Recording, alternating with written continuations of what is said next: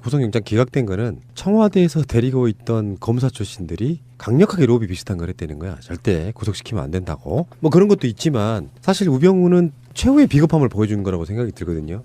그 모든 것을 다 박근혜에게 미루고 나와버렸습니다. 시켜서 한 일인데 내가 어쩔 것이냐. 공무원으로서 그런 논리로 방어를 했다라고 그래요. 결국에는 우병우에 의해서 박근혜 탄핵 사유가 하나 더 추가되는 측면. 근데 이게 좀 되게 이율배반적인 측면이 있어요. 뭐가 있냐면 이재용이 구속 기각됐을 때 보수단체들 그 사람들이 환호했잖아요. 근데 이재용은 박근혜가 강압해서 그렇게 된 거라고 이야기를 했던 거거든. 박근혜 탄핵 사유는 계속 추가되고 있는 거예요. 뇌물죄 때문에 죄의 경감이 좀 달라지는 측면이 없지 않아 있지만 마찬가지로 우병우마저도 박근혜를 팔고 나왔다. 그 정도가 된다면 탄핵이 되는 국면에서 박근혜가 느끼는 배신감 정말 대단할 거라는 생각이 듭니다. 그리고 실제로 문고리 3인방들도 지금 현재 특검 조사받고 또 헌재에 나오네 만에 여러 가지 이야기가 있었지만 결국에는 박근혜에게 유리한 증언은 한마디도 안 했다라고 그래요. 그러니까 문고리 3인방 그렇지 우병우 그렇지 그 박근혜 권력에 기생해서 호가호위하던 자들이 결국엔 박근혜를 다 버리는 모양새입니다. 그들한테 박근혜는 주군이 아니라 도구였던 거예요.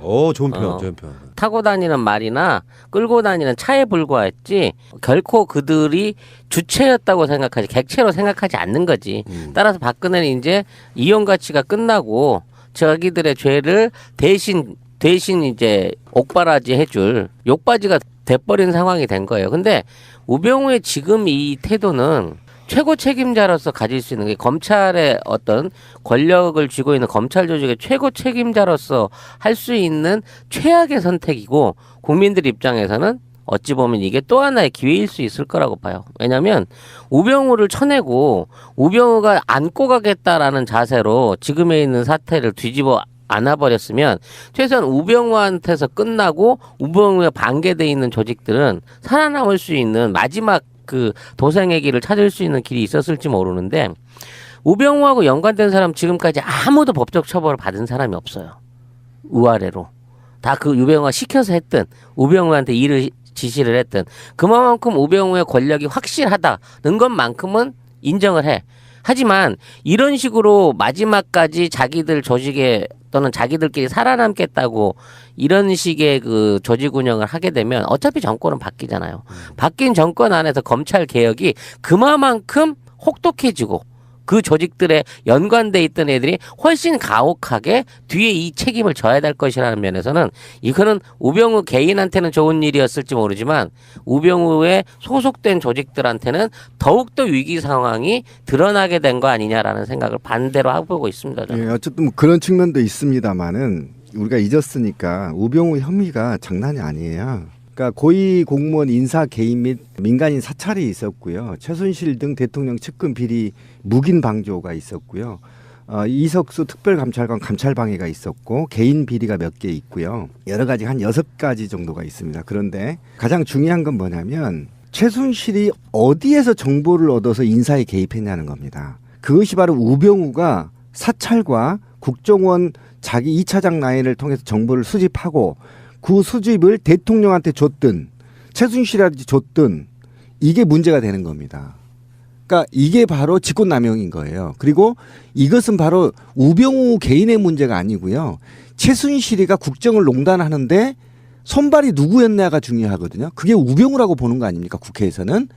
소추위원단도 그렇게 보는 것이고 그다음에 특검도 그렇게 보고 있는 겁니다. 그 많은 정보를 최순실이 어떻게 얻었겠느냐. 이거거든요. 이게 바로 민정수석실에서 나오지 않으면 불가능한 자료들을 최순실이 갖고 있었다는 거 아닙니까? 그러면 최순실은 이거를 박근혜로 받았느냐? 이게 지금 나 모른다는 거 아닙니까? 그러면 이게 아니라면 그러면 최순실이 너는 우병우한테 받았네. 그러면 우병우가 지금 얘기해야 될 건 그 정보를 너는 최순실한테 줬니? 박근혜한테 줬니? 이렇게 물어본 겁니다. 특검이. 그러면 우병우는 답을 해야 돼. 난 모른다. 이렇게 했거든요. 그리고 나는 최순실을 모르고 나는 그 정보를 줬다 해도 박근혜한테 줬고 박근혜는 최순실한테 줬는지 안 줬는지 난 모르겠다. 이렇게 되는 거 아닙니까? 이래야 박근혜 범죄가 성립이 되는 거예요. 그래서 우병우가 얼마나 중요하냐면 이렇게 중요한 자를 왜 특검이 수사를 뒤로 밀었냐 이게 지금 관건입니다. 왜 뒤로 밀었겠습니까? 바로 거기에 특검 내부에 논쟁이 있었다는 겁니다. 우병우 수사와 관련해서. 그래서 잡음이 나오기 시작했다는 거죠. 그런데 일부 특검의 현직에 있는 검찰들이 우병우 수사를 꺼렸다는 거예요. 꺼렸다는 이유를 들여다보니 5일 후에 나 돌아갈 텐데 이게 있었다라는 거예요. 특검에서 이제 검찰 조직으로 돌아갔을 때 여전히 그렇죠. 우병우 라인이 살아있기 때문에 잘못하면은 내가 보복을 당할 수가 있겠구나. 바로 그 점입니다. 이것 때문에 특검 내부의 지도부와 현직 검사들 간의 갈등론이 지금 얘기가 나오고 있는 거고 첫 번째. 그리고 지금 아까 찌라시님이 핵심적인 얘기를 했는데 어떤 거냐면 지금 우병우 사단이 축출되지 않았어요. 국정원 2차장도 그대로 있고요.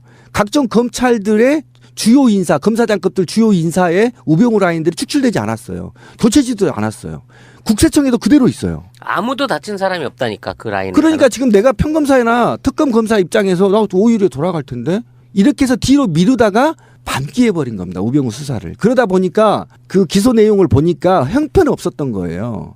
국정농단 사건 재판부에 제출도 안 했습니다.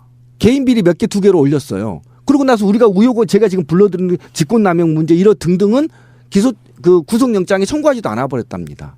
이런 문제점이 있어서 우병우가 굉장히 지금 그 구치소에서 나올 때 표정 보셨어요? 비웃는 거? 아 정말 짱돌로 입을 조사버리고 싶더라. 이게 입 다문 미소 있잖아요. 찍 웃으면서 오는데 그거는 바로 특검을 비웃는 게 아니에요. 국민 80%를 비웃는 겁니다. 개자식이에요. 니들이 날 잡아? 그러니까요. 바로 그렇게? 그겁니다. 근데 우병우는 조사할 때 그런 이야기 했다고 그래요. 결국은 자기 디스도 한 거예요. 뭐냐면은 나는 대통령이 지시사항 내려주면 아래로 전달하고 아래에서 보고 올라오면 거기 받아가지고 보고하고 그랬다는 거예요. 가장 중요한 국정농단의 핵심인 최순실에 대해서는 아직도 몰랐다 그러잖아요. 그렇죠. 근데 자기 스스로가 무능함의 극치를 보여준 거예요. 그 논리라 그러면. 그렇죠. 아니 지금 나오고 있는 보도만으로도 사상 초유의 이런 사건인데 그걸 모르고 있었다는 게 법이라는 게 있기 때문에 그런 거지. 만약에 진짜로 몰라갖고 그랬다 그러면 얘는 사형감이야. 나라를 이렇게 만들어 놓고 결국에는 박근혜 대통령이 지시해서 한 거지 내가 주도한 건 하나도 없다고 얘기를 했는데 보도는 어떻게 나오고 있었냐면 그 똑같은 날 개헌 박근혜가 국회에 와서 개헌 투척하잖아요. 그렇죠. 7시간 만인가 뒤집힌 거. 예. 그것도 우병우 작품이라는 거예요. 그렇죠. 사실관계 몇몇 개 가지고도 우병우는 계속 거짓말을 하고 있다는 걸 알 수가 있잖아요. 자기는 최순실을 몰랐다. 근데 그때만 해도 근데 너의 처가와 최순실은 매우 밀접한 연관이 있지 않았냐? 라고 해도 그렇지. 그건 처가의 문제지 나랑은 관계가 없고 나는 그냥 최순실을 몰랐다 라고 얘기했는데 지금 밝혀진 바에 의하면 우병우와 최순실이 골프를 치면서 처음에 만났다는 거잖아요. 근데 그런 거에 대해서는 애초 다 위증인 것이고 우병우 장모? 아니 직접, 우병우와 최순실이 직접 같이 쳤다는 거야. 진짜? 프로 골퍼가 같이 동반 라운딩을 해주면서 해줬대. 최근에 나온 정보예요? 그게 특검이 밝혀낸 그렇구나. 바예요. 그런 등등 이 사람의 몇 가지 사실관계만 확인을 해도 이미 특검이 굉장히 이 사람의 거짓말을 많이 밝혀냈다고요. 그런데도 거기에 대해서 지금 법원이 이 구속영장을 기각을 시켜버린 거는 사실 나는 이 문제는 특검 문제가 아니라 법원에게 이 문제를 물어야 될 것 같아요. 그러니까 법원하고 특검을 동시에 물어야 된다는 거예요. 예를 들면 제가 설명을 하나 드릴게요. 증인이 나왔어요. 최순실하고 골프를 쳤다고. 이건 증인이에요. 그럼 물증을 확보해야 재판부에서는 구속영장을 때린단 말이에요. 물증이 없어요. 그러니까 특검 내부에 수사를 안 한 겁니다. 미뤄버렸어요, 뒤로. 이게 가장 큰 문제입니다. 그런데 이 특검에서는 구체적인 증언 말고 증거를 확보해야 될 거 아닙니까? 쳤다라고 무슨 뭐 일정을 카피하거나 또는 거기에 CCTV를 확보하거나 그런데 그게 지금 구체적으로 제출하지 않았다는 게 법원의 입장이에요. 그러니까 이것만으로는 구속을 못 시킨다는 겁니다. 구속 사유가 부족하다는 거예요. 그러니까 이런 방식으로 우병우의 제목에 대해서 우리가 얘기한 6가지 제목에 대해서 하나하나 하지 않고 2건만 올린 겁니다. 2건만. 그러면 2건을 올렸다는 이유는 그만큼 보강 수사를 안 했다라는 증거잖아요. 특검에서. 그거를 그렇게까지 바라볼 시각이 없는 게 우병우 근무처 청와대 서브만 압수수색해도 그런 측면이 있어가지고 그렇죠. 그런 것도 법이 참 있긴 하죠. 미비점이 은닉 또는 범인이 암약했을 것으로 예상되는 거기를 권력이 압수수색을 못하게 해. 그래서 이 사람이 우병우가 구속되지 못한 결정적인 이유가 청와대 압수수색을 못한 거거든.